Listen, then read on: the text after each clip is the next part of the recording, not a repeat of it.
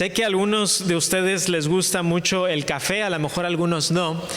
Hace algunos meses compramos por ahí una maquinita para hacer café. Aquellos que están en el grupo de comunidad saben, porque los miércoles por ahí les ofrecemos una pequeña variedad de diferentes tipos de café. Y algo que nos gustó cuando estábamos buscando qué maquinita podíamos usar o qué cosa podíamos comprar, era porque nos molía el café.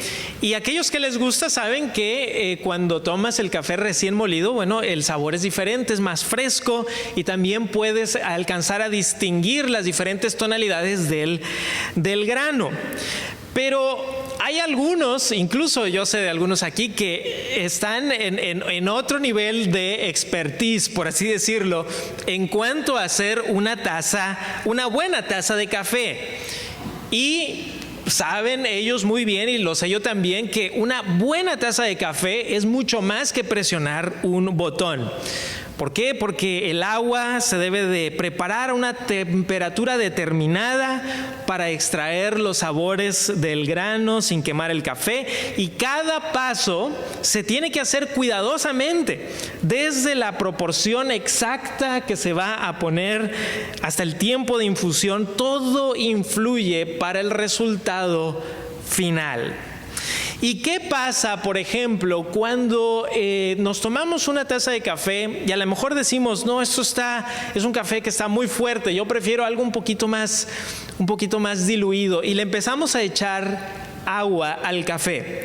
Pues lo que sucede es que lo empezamos a diluir, y mientras más agua le ponemos, más se empieza a diluir, hasta que llega un punto en donde a lo mejor ya no es una taza de café, ¿verdad? Ya es una taza de agua con un poquito de café. A veces cuando hablo con mi papá o él viene a la casa, me dice: Manuel, yo no quiero café con leche, yo quiero leche con café, ¿verdad? Quiero más bien leche y un poquito de café.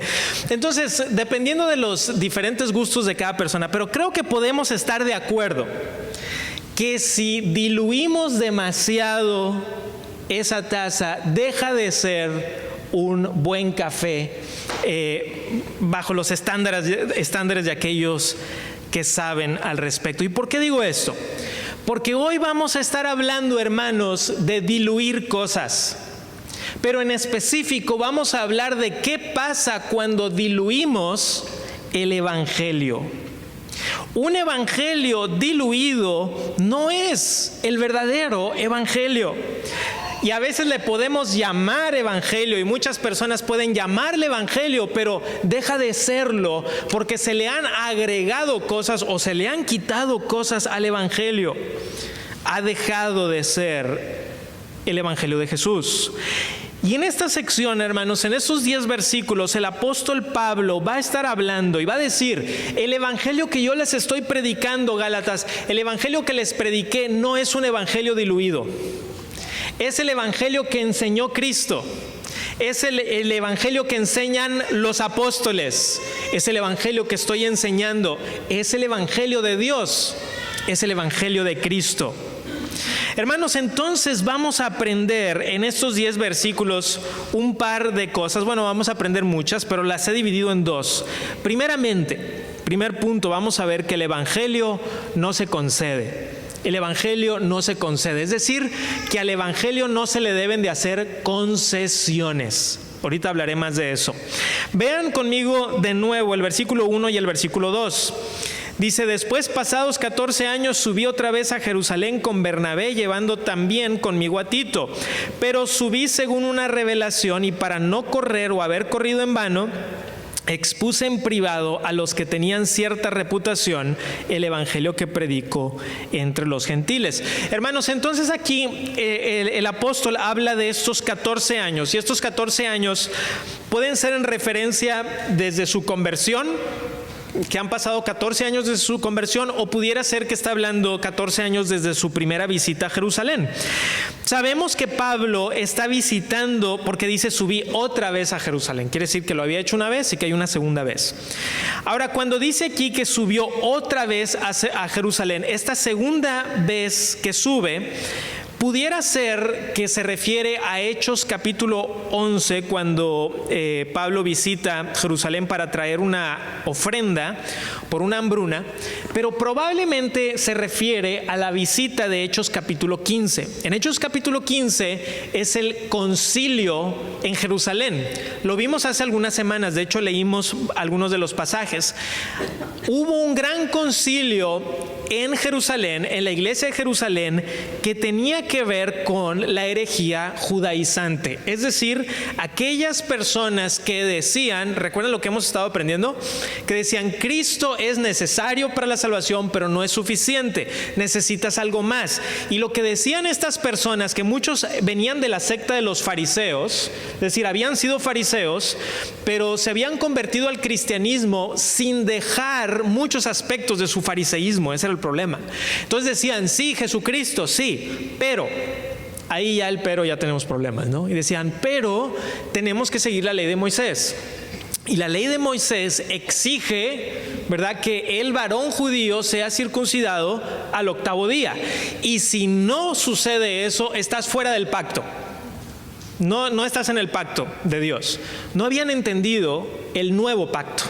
Entonces ellos se querían quedar en el antiguo pacto, o no entendían bien la relación entre antiguo y nuevo pacto, y decían, te tienes que circuncidar, ¿verdad? El varón tiene que hacerlo. Además de eso, algunos exigían que siguieras las leyes del Antiguo Testamento que habían quedado cumplidas en el Señor Jesucristo. Y decían, es necesario seguir la ley de Moisés, es necesario seguir las fiestas judías, es necesario seguir los ritos, y Cristo, ¿verdad? Cristo también es necesario, pero todo esto también lo es. Y entonces en ese gran concilio, en el concilio de Jerusalén, si ustedes recuerdan, lo que después de esta gran discusión que hubo, lo que los apóstoles dijeron, y la carta que se envió de parte de Jacobo, el líder de la iglesia de Jerusalén, dice, eso no es el evangelio, que el evangelio es Cristo, es la salvación en Cristo. Entonces dice aquí el apóstol Pablo que había subido a Jerusalén con Bernabé y que había llevado a Tito. Pero Tito, hermanos, era un gentil. Gentil quiere decir que no era judío. Recuerden que también se los comenté la vez pasada. Un gentil no está hablando de una persona que tiene gentileza. Un gentil es la palabra que se usa muchas veces en el Nuevo Testamento para referirse a un no judío. Entonces están los judíos y están los gentiles. Los judíos, de los que ahorita se les va a llamar la circuncisión, y los gentiles, que ahorita se les va a llamar la no circuncisión.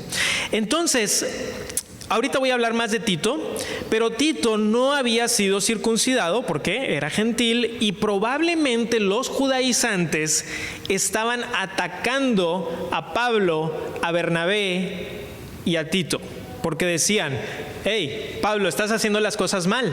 Estás predicando el evangelio, pero traes contigo a Tito. Tito no está siguiendo la ley de Moisés.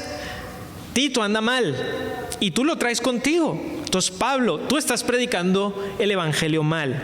Entonces, ¿ven la tensión que había entre los judaizantes y el evangelio que predicaba Pablo? Pablo nos dice en este pasaje que recibe una revelación de Dios que era necesario que fuera a Jerusalén. No se nos especifica cómo recibió esta revelación, pero fue obediente a la voluntad de Dios. Dios le había manifestado a Pablo que tenía que ir a Jerusalén, y dice que subió a Jerusalén. Por cierto, en la Biblia casi siempre se habla de subir a Jerusalén, pero se dice eso porque Jerusalén está en alto. Jerusalén está subiendo. Entonces por eso casi siempre se habla de subir a Jerusalén, porque tenías que subir. Entonces, allí en Jerusalén Pablo explicó el evangelio a los de cierta reputación, y probablemente en contexto se refiere a 3 personas, quizá más, pero por lo menos a 3 personas: Pedro, el apóstol; Juan, el apóstol; y Jacobo, que es el medio hermano del Señor Jesucristo y líder de la iglesia en Jerusalén. ¿Por qué? Porque Jacobo, el hermano de Juan, el evangelista, para entonces ya había muerto como mártir. Entonces no puede ser Jacobo, el hermano de Juan el evangelista. Entonces Jacobo, el medio hermano del Señor Jesucristo, líder de la iglesia en Jerusalén. Miren el versículo 3. Dice: mas ni aun Tito, que estaba conmigo, con todo y ser griego, fue obligado a circuncidarse. Entonces nos dice que Tito era griego, es decir, gentil. ¿Por qué se les llamaba gentiles o griegos? Porque el griego era el lenguaje común de aquel tiempo.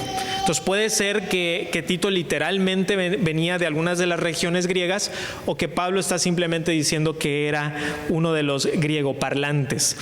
Ahora, de Tito no sale en el libro de los Hechos, Tito, pero se menciona en 2 de Corintios, se menciona aquí en Gálatas, se menciona en 2 de Timoteo y por supuesto la epístola que Pablo le escribió a Tito. ¿Se acuerdan? Después de 1 y 2 de Timoteo está la epístola a Tito.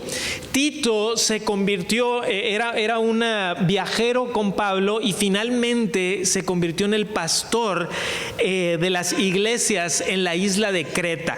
Entonces Tito terminó siendo un pastor muy importante, por cierto, con mucha influencia en Creta, y por eso Pablo le escribe la epístola con muchas instrucciones.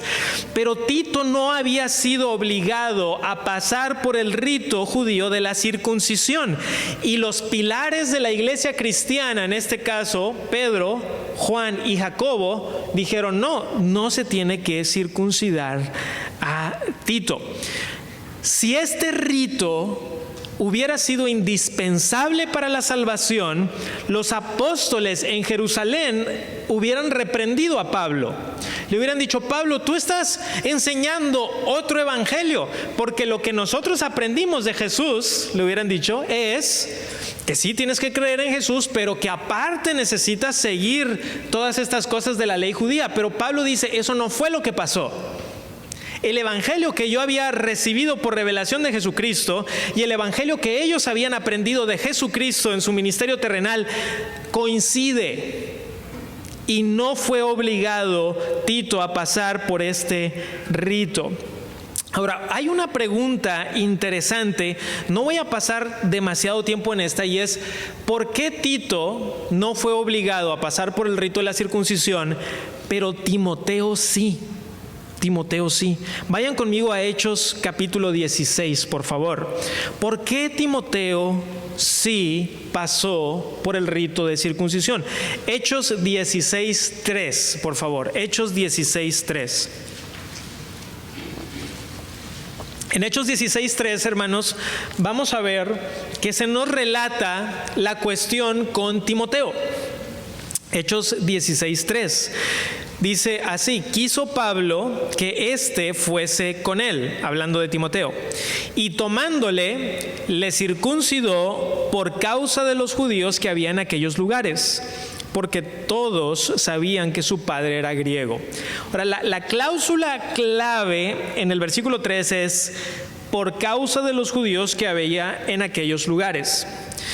Timoteo, hermanos, tenía mamá judía y padre griego. Y Pablo muchas veces lo que hacía es que iba de ciudad en ciudad y lo primero que hacía era buscar la sinagoga. ¿Dónde está la sinagoga de la ciudad? Y entraba a esa sinagoga y predicaba. Pero había un estorbo que estaba sucediendo, y era que si Timoteo no estaba circuncidado por ser de mamá judía, no lo dejarían entrar a ninguna sinagoga. Diría: no, porque tú eres de mamá judía, no puedes entrar. Entonces, muy probablemente Pablo lo que hace es que cumple con el rito con Timoteo para no causar estorbo al evangelio, pero no porque piense, y ya vieron que no se nos dice que Pablo está pensando: lo hice para que Timoteo se salve. ¿Verdad que no dice eso? No dice: y tuve que hacer esto porque si no, Timoteo no habría sido salvo. Y no. Lo está haciendo por causa de que no haya estorbo al evangelio. Y una pregunta es, ¿quiere decir eso que Pablo era un poquito camaleónico, verdad? Que bueno, aquí y allá. No creo que esa sea la palabra correcta para lo que Pablo está haciendo aquí. Más bien, Pablo y su equipo estaban dispuestos a limitar sus libertades con tal de ganar a más personas para el evangelio. Y esto lo vemos en 1 Corintios. Vayan conmigo ahí porque es clave. 1 Corintios 9, 19. 1 Corintios 9, 19 al 23. En 1 Corintios 9, 19 al 23 vamos a ver, vamos a llamarlo así, la filosofía de ministerio de Pablo. Es decir, de qué manera Pablo veía su ministerio. ¿Cómo es que Pablo llevaba a cabo su ministerio? 1 Corintios, capítulo 9, versículo 19. Voy a leer hasta el 23, síganme con su vista. 1 Corintios 9, 19. Dice, por lo cual, siendo libre de todos, me he hecho siervo de todos para ganar a mayor número. Me he hecho, vean este punto, me he hecho a los judíos como judío para ganar a los judíos. Es lo que está haciendo con Timoteo. Dice, a los que están sujetos a la ley, aunque yo no esté sujeto a la ley, como sujeto a la ley, para ganar a los que están sujetos a la ley. Esto es lo que, por eso hizo esto con Timoteo. Dice, a los que están sin ley, como si yo estuviera sin ley, no estando yo sin ley de Dios, sino bajo la ley de Cristo, para ganar a los que están sin ley. Me he hecho débil a los débiles, para ganar a los débiles. A todos me he hecho de todos, para que de todos modos salve a algunos. Y esto hago por causa del evangelio, para hacerme copartícipe de él. Hermanos, y es bien importante que no malentendamos este pasaje. El apóstol Pablo no está diciendo que simplemente se adapta a toda situación sin ningún tipo de escrúpulo o sin ningún tipo de pensamiento. Él dice, yo soy libre, pero estoy dispuesto a limitar mi libertad. Este pasaje se trata de que Pablo entiende de tal manera el evangelio que sabe en qué puntos tiene que limitarse, aunque él sabe su libertad. Pero porque él dice, yo quiero ganarlos para Cristo. Él no quiere que haya estorbo para el evangelio. Ahora, si regresan conmigo a Gálatas capítulo 2, voy a leer el versículo 4 y 5. Y recuerden que siempre que salgamos del texto, pongan por ahí su separador o algo para regresar. En Gálatas 2, 4 y 5, Gálatas 2, 4 y 5 dice así, y esto a pesar de los falsos hermanos introducidos a escondidas, que entraban para espiar nuestra libertad que tenemos en Cristo Jesús para reducirnos a esclavitud, a los cuales ni por un momento accedimos a someternos para que la verdad del evangelio permaneciese con vosotros. Hermanos, es imposible y no es el propósito juzgar el corazón de los judaizantes, de aquellos que decían, no, se tiene que seguir la ley de Moisés, se tiene que seguir el rito de la circuncisión, si no, no puede ser salvo. No podemos conocer los corazones de cada uno de ellos. Yo quiero pensar que algunos de ellos estaban sinceramente equivocados, todavía equivocados, pero que lo hacían sin malicia. Quiero pensar eso. Sin embargo, hay algunos que Pablo los llama aquí falsos hermanos, que habían entrado para espiar la libertad en Cristo y decirles, los vamos a regresar a la esclavitud. Porque un evangelio que no es de pura gracia, hermanos, es un evangelio de esclavitud. Ahora, le puedes poner adornos alrededor, le puedes hacer lo que tú quieras, pero al final sigue siendo un evangelio de esclavitud, por más que le pongas lenguaje espiritual, que era lo que hacían los judaizantes. Y por eso probablemente los gálatas estaban cayendo en este error, porque los judaizantes venían y les decían, la Biblia está de nuestro lado, aquí está todo el Antiguo Testamento. Mira, una ley, otra ley, otra ley. Tú no estás cumpliendo todas estas cosas, ¿verdad? Tú estás mal. Oye, pero es que Pablo está mal también. Entonces, era una cuestión significativa lo que estaba sucediendo en esta iglesia. Estaban en peligro de regresar a la esclavitud de la cual Cristo los había sacado. En el momento en que agregamos algo extra a Cristo, se convierte en un pseudo evangelio. Cristo es suficiente. No necesitas buenas obras para salvarte. Ahora, las buenas obras son muy importantes como reflejo de la salvación, pero no para ganarme la salvación. No necesitas santos ni mediadores, no necesitas vicarios o supuestos apóstoles para llegar a Cristo. Necesitas a Cristo. Cristo es ese perfecto mediador entre Dios y los hombres. Cristo. Y Pablo especifica que no accedieron a someterse a ellos. Y una vez más, a lo mejor dices, hermano Manuel, pero vemos aquí el ejemplo de Tito y vemos aquí el ejemplo de Timoteo. Y aquí Pablo dice que no accedieron a someterse. Entonces, ¿cómo está? Porque la cuestión tiene que ver con la razón. ¿Ok? Cuando Pablo pasa a Timoteo por el rito de la circuncisión, es para que no haya estorbo para el evangelio. Pero Pablo no accede que Tito pase por el rito de la circuncisión, porque si lo hacía, estaría dándole la razón a los judaizantes de que tienen razón, eso es necesario para salvarse. Es una gran diferencia. Y Pablo dice, no accedimos ni por un momento a eso, porque lo que estaba en riesgo es el evangelio. Y lo que vamos a ver la próxima ocasión que esté yo predicando, si el Señor lo permite, en Gálatas, y lo vamos a ver después en el versículo 11 en adelante, es que Pablo incluso reprende, ¿a quién creen? A Pedro y a Bernabé, su compañero. Los reprende enfrente de todos, porque estaban actuando de una manera que parecía darle la razón al error. Comprométete con la verdad del evangelio de la gracia. Comprométete. Hermanos, este primer punto lo titulé El evangelio no se concede. Esta palabra, la palabra concesión lo busqué en el diccionario. Dice que la concesión es la acción y efecto de ceder en una posición ideológica o en una actitud. El evangelio no se concede, queremos decir con esto que no debemos de ceder a la verdad del evangelio, aunque haya presiones externas, aunque haya presiones fuertes. ¿Ustedes creen que la presión que sentía el apóstol Pablo para ceder era grande? ¿Ustedes creen? Claro que sí. Hasta Pedro y Bernabé cedieron. Lo vamos a ver en un par de semanas. Pero Pablo dice, no se puede hacer. Y quizá nos hagamos la pregunta y digamos, hermano Emanuel, pero ¿no es bueno a veces ceder? Bueno, a veces es bueno ceder, depende de la situación. Si has trabajado en equipo, sabes la importancia de hacer ciertas concesiones.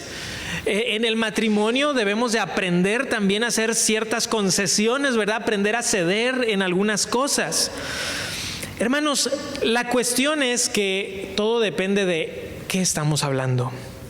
Porque algunas veces hacer concesiones puede tener resultados catastróficos. Como por ejemplo, en junio del 2023, el sumergible Titán, operado por la empresa Ocean Gate Expeditions, implosionó en el fondo del océano Atlántico mientras descendía para explorar los restos del Titanic. ¿Recuerdan la noticia? Estuvo por todos lados. A bordo viajaban 5 personas: el empresario británico Hamish Harding, el famoso explorador francés Paul Henry Nargeolet, el millonario pakistaní Shahzada Dawood y su hijo Suleiman, y Stockton Rush, CEO de Ocean Gate. Este hombre, Stockton Rush, en los próximos días se hizo muy famoso por las razones equivocadas. La nave perdió contacto cerca de 1 hora y 45 minutos después de que había sumergido, y tras varios días de búsqueda internacional, la Guardia Costera de los Estados Unidos confirmó que se habían hallado los restos del sumergible cerca de la proa del Titán, y que el Titán había sufrido una implosión catastrófica, causando la muerte instantánea de todos sus ocupantes. ¿Y saben por qué implosionó este submarino? Porque se había construido haciendo concesiones. A diferencia de otros sumergibles certificados, el Titán estaba construido con una combinación de fibra de carbono y titanio que no tenía un historial comprobado en ambientes de alta presión. No solamente eso, sino que se hicieron muchas otras concesiones. Ignoraron advertencias, ignoraron certificaciones y el resultado fue la trágica muerte de varias personas. Y lo peor de todo es que de los que estaban allí, muchas de esas personas habían confiado en el CEO, Stockton Rush, que les había dicho: no se preocupen, no hay ningún problema, no va a pasar nada. Y estas personas perdieron la vida. Hermanos, si hacemos concesiones al Evangelio de Cristo, los resultados serán catastróficos y puede llevar a la muerte eterna de personas. Hermanos, por un lado no debemos de hacer concesiones al verdadero evangelio, pero vamos a ver una segunda cosa. Vamos a ver como punto número 2 que el evangelio nos une. El evangelio nos une. Versículo 6 dice: pero de los que tenían, estamos en Gálatas 2, ¿verdad? Versículo 6: pero de los que tenían reputación de ser algo, lo que hayan sido en otro tiempo, nada me importa. Dios no hace acepción de personas. A mí pues los de reputación nada nuevo me comunicaron. Una vez más, aquí probablemente está hablando de Pedro, Juan y Jacobo, quizá de más personas, pero por lo menos de ellos sí. Y Pablo no decía, bueno, es que Pedro, Juan y Jacobo, ellos sí tienen este pedigrí, ¿verdad?, que yo no tengo. Dice, a ver, lo que hayan sido antes, ¿verdad? Lo importante es, Dios no hace excepción de personas, Dios me ha llamado a mí para esto. O sea, Pablo está tan seguro de su llamado que dice, miren, yo sé que ellos son apóstoles que estuvieron con el Señor Jesucristo, pero yo también he sido apóstol y he sido llamado por el Señor Jesucristo. Entonces, dice Pablo, Dios escoge sin hacer acepción de personas. Y estos 3 pilares de la iglesia primitiva no le comunicaron nada nuevo a Pablo, es decir, era el mismo evangelio. No le dijeron, Pablo, tienes que corregir aquí, tienes que corregir allá. No, había unidad. Versículo 7 y versículo 8 dice, antes, por el contrario, como vieron que me había sido encomendado el evangelio de la incircuncisión, como a Pedro el de la circuncisión, pues el que actuó en Pedro para el apostolado de la circuncisión, actuó también en mí para con los gentiles. Entonces, fíjense cómo en el versículo 7 dice, antes, por el contrario, es decir, ¿qué indica esta frase? Lo que indica es que no hubo animosidad entre la iglesia en Jerusalén y los pilares de la iglesia en Jerusalén con Pablo. No hubo animosidad, más bien hubo unidad. Hermanos, el Señor Jesucristo claramente dijo que el deseo del corazón de Jesús es que la iglesia sea una, que haya unidad. Y indudablemente es una tragedia que en la iglesia evangélica o protestante haya tanta desunidad. Es una tremenda tragedia y es un mal testimonio que damos al mundo. Pero la pregunta es, cuando Cristo dijo que Él quería que su iglesia fuera una, la pregunta es, ¿una en qué? ¿En qué sentido? Y cuando vemos los evangelios y vemos las cartas, creo que podemos llegar a la conclusión que Cristo tiene el deseo que la iglesia sea una en amor, que sea una en fe y que sea una en doctrina. Es decir, que haya una verdad que nos una. Porque si decimos, bueno, es que la unidad la podemos tener en estas cosas, pero en doctrina no. La doctrina no es tan importante en la iglesia. Yo no sé cómo uno puede leer Gálatas y llegar a esa conclusión. No sé cómo uno puede leer 1 y 2 de Corintios, o Colosenses, o 1 de Pedro, o 2 de Pedro, o Santiago, ¿verdad? O Apocalipsis. Es decir, ¿cómo puede alguien llegar a esa conclusión? Pues no sé cómo. porque la Biblia claramente habla de que debe de haber una unidad en la verdad. De lo contrario es humo. Es algo que realmente no existe. Es como cuando están haciendo una película y hay un castillo y dices, wow, este castillo está enorme, y luego le pegas así, está todo hecho de cartón. No es real. Así sería la unidad cuando hacemos a un lado las verdades doctrinales. Oye, qué bonito se ve todo, ¿verdad? Y le haces así, pum, se cae. ¿Por qué? Porque no hay solidez. Y debemos de buscar la solidez. Aquí vemos que había sucedido una división con los judaizantes por cuestión de doctrina, ¿verdad? Pero también una unión con la iglesia de Jerusalén por cuestión de doctrina. Porque aunque es verdad que la doctrina puede dividir, la doctrina también, ¿qué hace? Une. Hubo una división con los judaizantes, pero una unión con la iglesia en Jerusalén. Y lo que vemos es que el apóstol Pablo una y otra vez, cuando hace reprensiones a las iglesias, porque prácticamente todas las cartas del apóstol Pablo tienen reprensiones, ¿verdad? Pero de las reprensiones que hace Pablo, la gran mayoría de ellas tienen un carácter doctrinal que desemboca en algo práctico. ¿Okay? Algo doctrinal que desemboca en algo práctico. Ahora déjenme les hago una pequeña nota de paréntesis. ¿Okay? En el versículo 7 dice, encomendado el evangelio de la circuncisión como a Pedro el de la circuncisión. O sea, primero dice el evangelio de la incircuncisión como a Pedro el de la circuncisión. ¿Y eso qué significa? Porque como que si lo lees así, dices, ¿cómo que el evangelio de la circuncisión? ¿Cuál es ese evangelio? Bueno, lo que pasa es que esta es una construcción gramática que en el idioma original se puede traducir así.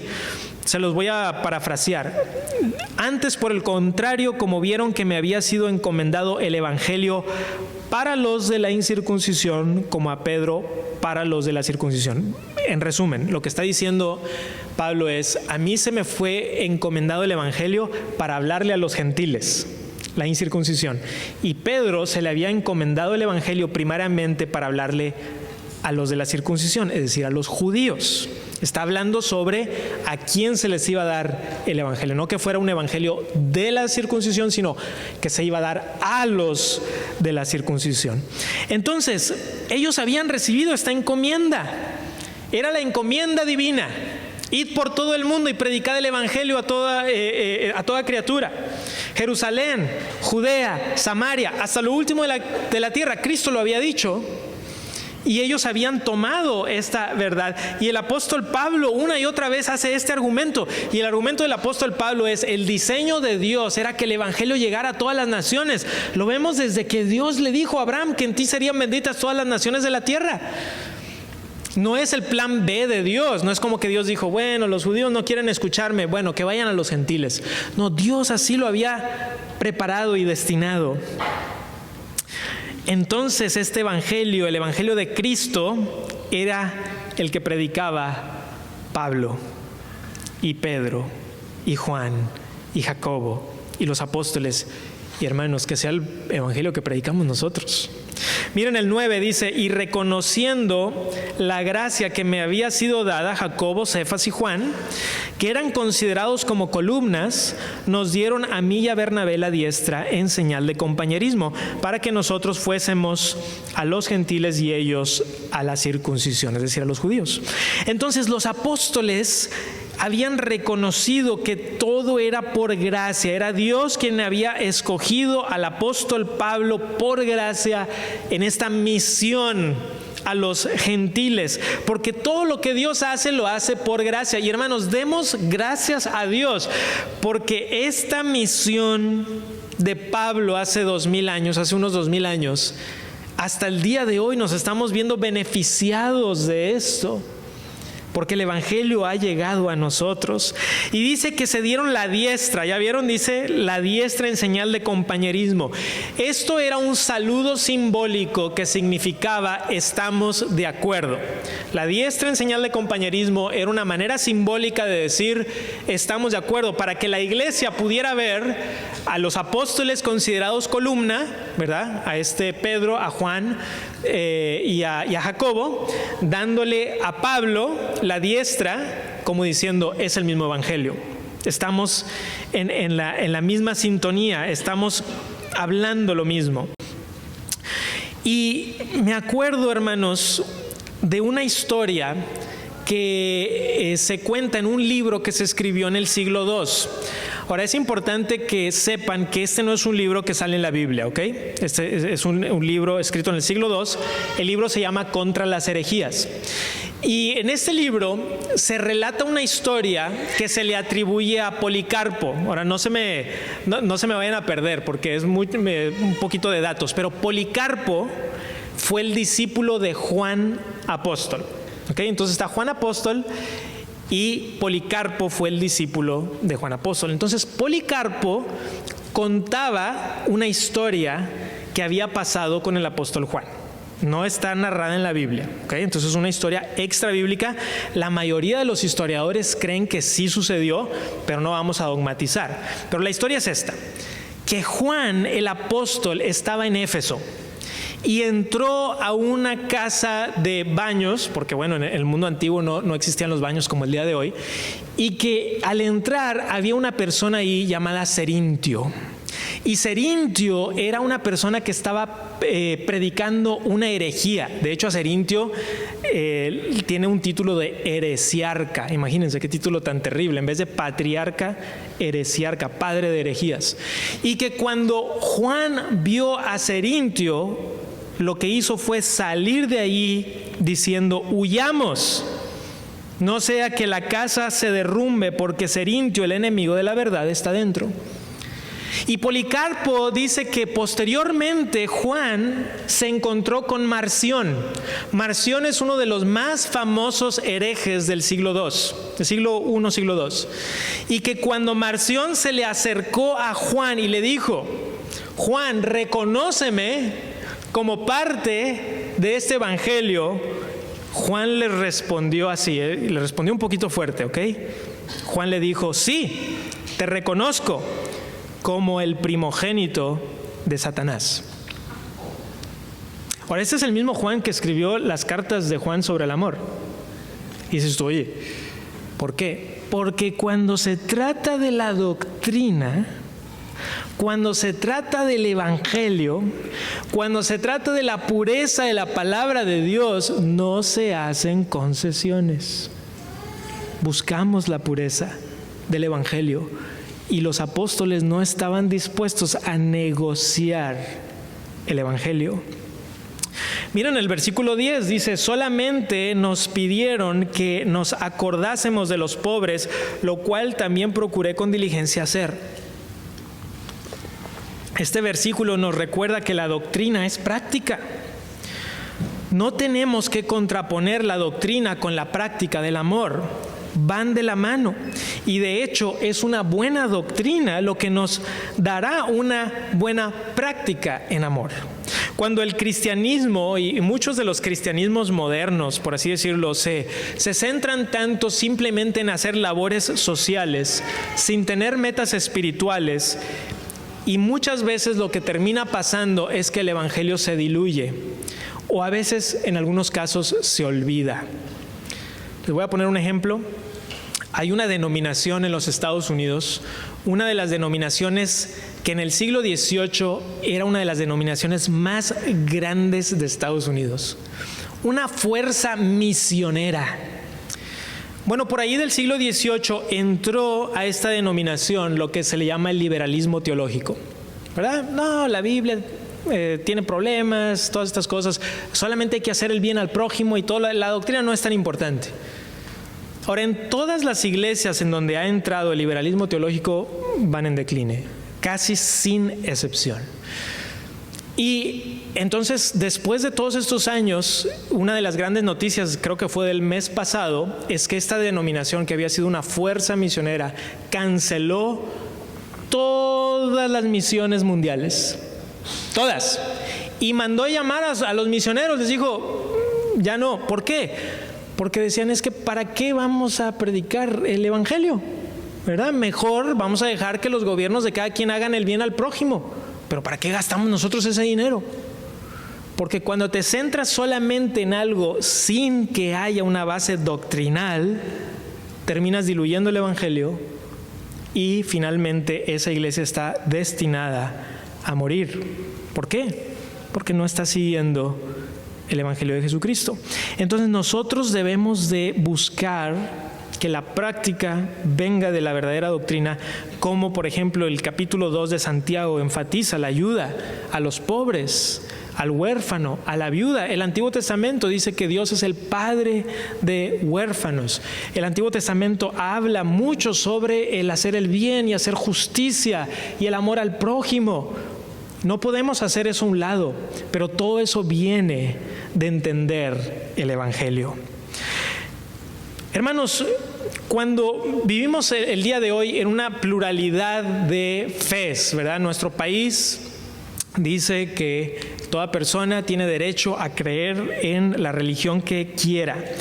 Y nosotros como cristianos debemos de mostrar amor, mostrar respeto a personas de otra fe, de otra religión, incluso a personas que se consideren a sí mismas cristianas, pero que entendamos nosotros que sus doctrinas van en contra de la Sagrada Escritura. Por ejemplo, tenemos profundas diferencias con la Iglesia Católica Romana o con la Iglesia Oriental Ortodoxa. Hay algunas cosas en las que estamos de acuerdo, sin duda alguna, pero hay diferencias significativas. ¿Cómo podemos buscar el amor, el respeto y la firmeza? Bueno, yo recuerdo que yo trataba de navegar estas aguas con uno de mis primos segundos. Él fue sacerdote de la Iglesia Católica y siempre que lo veía lo saludaba efusivamente, una persona muy querida para mí. Tuvimos correspondencia y cuando él falleció, para mí fue algo muy triste en mi vida. Sin embargo, esa relación que teníamos de respeto y de amor mutuo también entendíamos tanto él como yo, que había diferencias significativas doctrinales. Y parte de ese respeto mutuo era reconocerlo. O sea, parte de ese respeto mutuo era reconocer y ser firmes en nuestras convicciones. Y yo tenía que ser firme y por lo menos en una ocasión llegó un punto en donde le dije, primo, en esto sí no podemos estar juntos, porque hay una diferencia significativa y mi conciencia no me lo permite y tampoco creo que sería correcto de acuerdo a la Escritura. Y hasta eso me dijo, entiendo, Manuel, lo entiendo. Hay una historia, y ya estoy terminando, en donde el pastor R.C. Sproul estaba en una mesa y había varios teólogos evangélicos, todos eran teólogos evangélicos, pero algunos de los teólogos evangélicos más influyentes de Estados Unidos y Europa, y estaban discutiendo algunas de las diferencias doctrinales que tenemos con la Iglesia de Roma en cuanto a la salvación. Y un famoso teólogo le dijo al pastor Sproul, Pastor Sproul, ya deja de ser un exagerado. Así le dijo, ya deja de ser un exagerado. Y según varias fuentes, el pastor Sproul terminó encima de la mesa apuntando a esa persona al pecho y le dijo, ¿acaso no entiendes? Estás concediendo la verdad del Evangelio. Y el resultado de esa junta fue doble. Hubo una división con algunas personas y hubo una profunda unidad con otras. Lo mismo que le pasó a Pablo. Hermanos, el Evangelio es demasiado precioso. No podemos diluirlo. No le podemos ni debemos hacer concesiones. Es verdad que la doctrina divide, pero también une. También une. Y debemos de buscar verdadera unidad. ¿De qué sirve levantar en nuestra mente un castillo de unidad si está hecho de naipes? ¿De qué sirve? Mejor construyamos sobre la roca sólida que es Cristo. Tengamos respeto, tengamos amor hacia los demás, pero seamos firmes en lo que creemos y por qué es que lo creemos. Y que Dios nos ayude a permanecer en el Evangelio de la sola fe. Vamos a orar. Te agradecemos, Dios, por tu palabra y te rogamos que nos des de tu misericordia para saber cómo navegar las aguas con las personas a nuestro alrededor. Pudiera ser con familiares inconversos, pudiera ser con familiares evangélicos, pudiera ser con personas que pertenecen a otra religión, a otra fe. Que podamos, como dijo el apóstol Pedro, presentar defensa con mansedumbre y reverencia entre todo aquel que demande razón de la esperanza que hay en nosotros. Que podamos ser firmes y amorosos. Que podamos demostrar gracia y misericordia, pero no conceder en las verdades del Evangelio, porque un poco de levadura leuda toda la masa. Y a veces podemos pensar, bueno, pues si tampoco es tan solo poquita levadura, pero eso es suficiente para corromper. Dios, ayúdanos, danos humildad, danos amor, danos fe. Que podamos hacerlo para tu gloria en el nombre de Cristo Jesús. Amén y amén.